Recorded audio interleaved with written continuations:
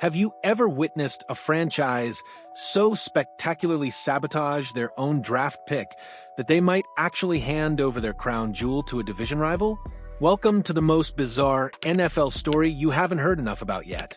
While most teams are busy preparing for training camp, the Cincinnati Bengals are locked in a contract standoff with their own first-round pick that's so ridiculous, it's making other franchises wonder if they can benefit from Cincinnati's legendary penny-pinching ways. The Stewart standoff, when cheapness meets stubbornness, meet Chukwuebuka Godrick Stewart, the Texas A&M defensive end, who was supposed to be the Bengals' answer to their pass rush woes. Instead, he's become the poster child for everything wrong with Cincinnati's front office philosophy. This isn't just any rookie holdout. This is a masterclass in organizational dysfunction that could reshape the entire 2024 NFL season. Stewart has been absent from every single team activity since being drafted. Rookie minicamp? Missed it. Organized team activities? Nowhere to be found. Mandatory minicamp? Still holding out. And the reason behind this unprecedented standoff? The Bengals are trying to insert contract language that could void guaranteed money in future years, because apparently even guaranteeing money to your first-round pick for more than 1 year is too radical for this organization. This is the same franchise that historically refused to guarantee money beyond the first year of any contract until Joe Burrow's record-breaking deal forced their hand. It's the same ownership group that relies on ticket sales and concession revenue to pay their players, rather than treating the team as a loss leader investment like most successful franchises do. Why this matters beyond Cincinnati? Here's where the story gets absolutely fascinating for the rest of the NFL.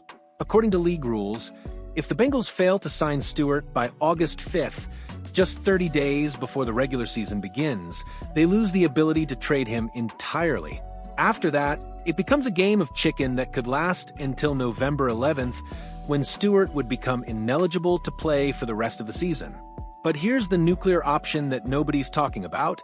If Stewart sits out the entire season, he can re-enter the 2026 draft, where every team except Cincinnati would be eligible to select him. Imagine the chaos that would create.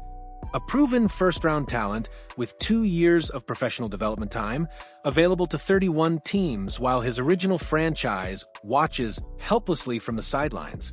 Enter the Atlanta Falcons, the dark horse contender. Now here's where this story takes a turn that could send shockwaves through the NFC South. Sources close to the Falcons' draft process reveal that Stewart was high on their board throughout the pre-draft process. Atlanta conducted extensive research on the Texas A&M product, including private workouts and college visits. The Falcons showed unprecedented aggressiveness during this year's draft, trading back into the first round to secure Bralen Trice when they saw an opportunity. They demonstrated a willingness to sacrifice future assets for immediate impact, exactly the kind of mentality that could make them players in a Stewart trade scenario. Think about the chess match that could unfold here. Atlanta entered the draft wanting multiple pass rushers and ended up with Jalen Walker at 15 and Trice in the late first round. But what if Stewart was their third target all along? What if Terry Fontenot is sitting in his office right now, watching this Cincinnati disaster unfold, and thinking he could complete the trifecta? The strategic implications from a pure football perspective, this move would make tremendous sense for Atlanta. Stewart wouldn't crowd the depth chart alongside Walker and Trice in their 3-4 defensive scheme. Stewart projects as a defensive end, while Walker and Trice will operate as outside linebackers. It's 3 different roles, 3 different skill sets, all addressing the same core need: getting after the quarterback. The Falcons have already shown they're willing to mortgage future picks for immediate impact. They don't have their 2025 first-rounder anymore, but they've got other assets that could intrigue a desperate Cincinnati front office. And make no mistake, if the standoff continues much longer, the Bengals will become desperate. The broader NFL implications: this situation represents something we've never seen before in the modern NFL era. Teams simply don't trade away first-round picks before the season begins unless it's a draft day deal. The last comparable situation was probably the Eli Manning-Phillip Rivers swap in 2004, but that was orchestrated during the draft itself. What we're witnessing here could set a precedent that changes how rookie contracts are negotiated going forward.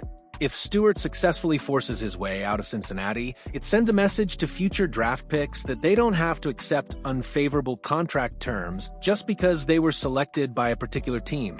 The timeline that could change everything August 5th isn't just another date on the calendar, it's the deadline that could reshape two franchises' futures.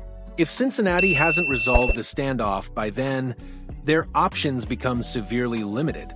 They can either cave to Stewart's demands, watch him sit out the season, or potentially work out a trade before that deadline passes.